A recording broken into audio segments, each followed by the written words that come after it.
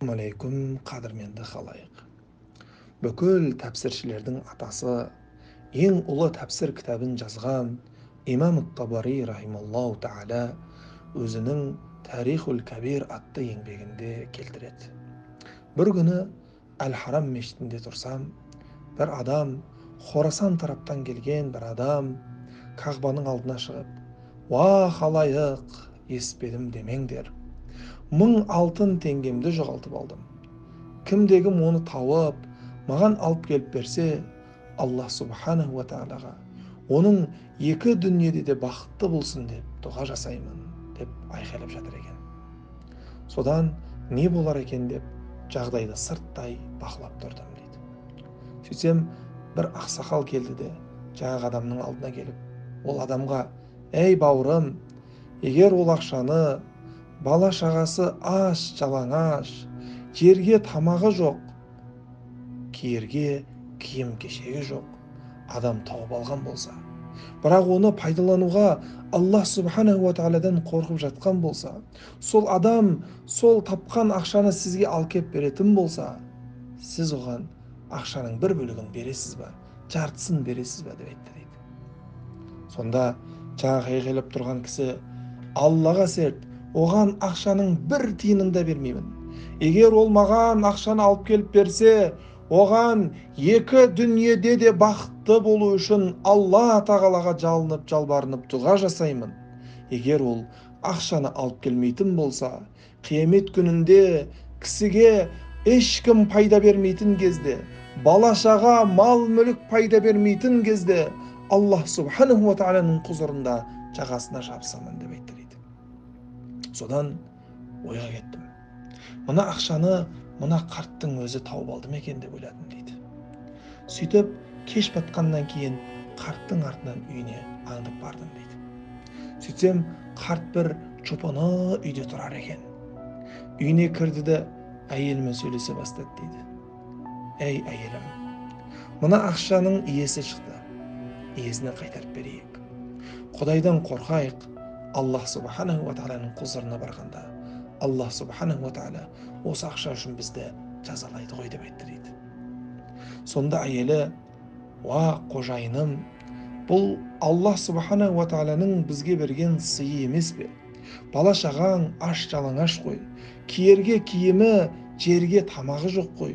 Осы ақшаны ал, сол ақшадан бала-шағаңа тамақ ас алып келсе, киім кешек алып келсе, Аллах субханаху ва тағала сенің істеген күнәңді кешірер, сенің жағдайыңды Алла тағала көріп біліп тұр ғой», деп айтты дейді.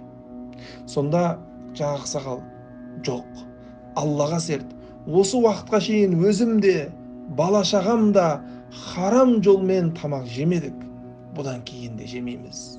Дүние мен өлім мен өмірдің ортасында тұрған кезде, қартайған шағымда харамнан ас жеймін ба, бала-шағама жегіземін бе? Жоқ, ешқашан оған қол ұрмаймын», деп айтты дейді. Сонымен ойлаған ойым дұрыс шықты ғой деп қайттым дейді. Ертесіне мешітте отырсам, жаңағы хорасандық жігіт тағы да айқайлап жатыр екен дейді. «Уа халайық, мен 1000 алтын теңге жоғалтып алдым. Кімдегім оны тауып берсе, оған Аллах субханаху ва тағалаға дұға жасаймын», деп айтты дейді.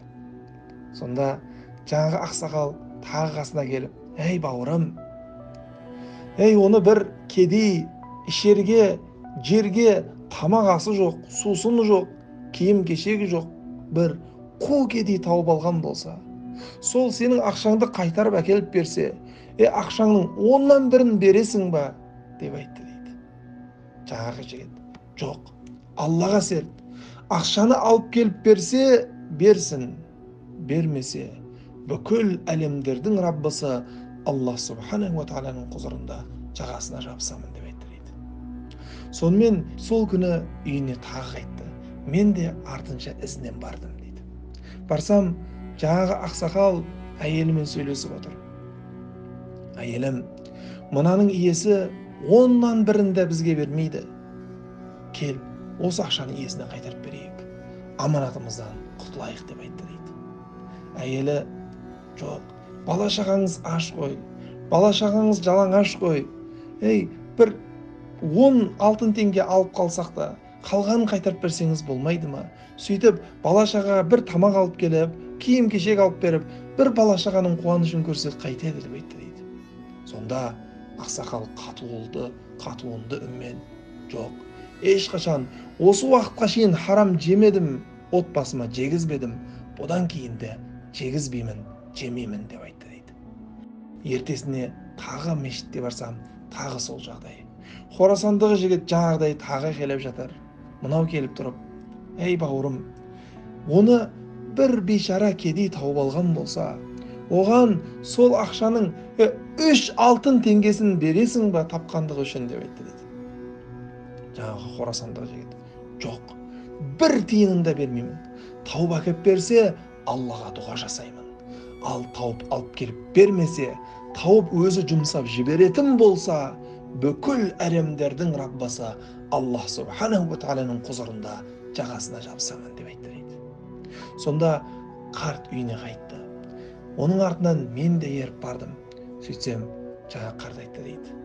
Әйелім, ақшаны әкел, ертең иесіне қайтарайық. Ол бір тиынын беруге де келіскен жоқ. Мен осы уақытқа шейін қанша кедей болсам, дүниенің тауқыметін тартқан болсам да, кедейліктің ащы кермек дәмін татқан болсам да, бала-шағамды, өзімді харамнан дәм татуға разы болған жоқпын. Бұдан кейін де разы болмаймын деп айтты дейді. Сөйтіп, ақшаны алып, ертесіне шықты дейді. Ертесіне жаңағы Хорасандық жігіт айқайлаған еді, ақшаны алып келіп берді де, міне ала қойыңыз деп айтты дейді. Міне, сіздің қаржыңызды тауып алған мен едім, мәңіз деп қолына берді дейді. Сонда Хорасандық жігіт жаңағы қарттың қолынан ұстады да, былай деп айтты дейді. Мен бір өте үлкен байдың перзентімін. Әкем мирасымызға көп ақша тастап кетті.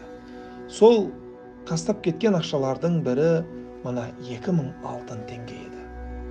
Әкем айтты, мына 1000 алтын теңгені осылай бір жерге таста.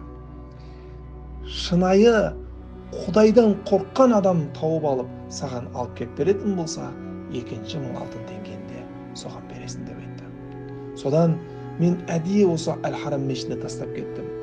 Егер Құдайдан қорыққан, шынайы Аллах Субханаху ва Тағаладан қорыққан біреу алып келіп берсе, сол ақшаны, оның үстіне тағы 1000 теңгені әкемнің өсиеті бойынша беремін дедім. Міне алып келіп бердің. Мына тауып келген 1000 теңгеңді, 1000 алтын теңгеңді ал. Және оның үстіне әкемнің берген мына 1000 теңгені де ал деп, 2000 алтын теңгемен шығарып салды дейді. Бұл оқиғадан не айтпақпын? Бұл оқиғадан. Егер адамның тағдырына, қазақ айтады ғой, пешенесіне жазылған дейді. Пешенесіне жазып қойылған болса, сізге жазылған ақша адал жолмен келеді. Егер сіз оны адал жолмен алмастан, харам жолмен алатын болсаңыз, сізге адал жолмен келуі тиіс болған ақша келмей қалады. Сол үшін харамға қол ұрмаңыз. Жемқорлыққа, параға, ұрлыққа, немесе біреудің ақысына қол сұғуға, қандай да бір алдап, арбау арқылы дүние жинауға құнықпаңыз. Егер сіздің пешенеңізде бай болу жазылған болса, сіз адал нәрсені кәсіп етіп, себебін жасап, еңбек ететін болсаңыз, Аллах Субханаху ва Тағала сол байлықты харамға қолыңызды былғаттырмай-ақ береді. Сол нәрсені ұмытпаңыз. Алла амандық берсін.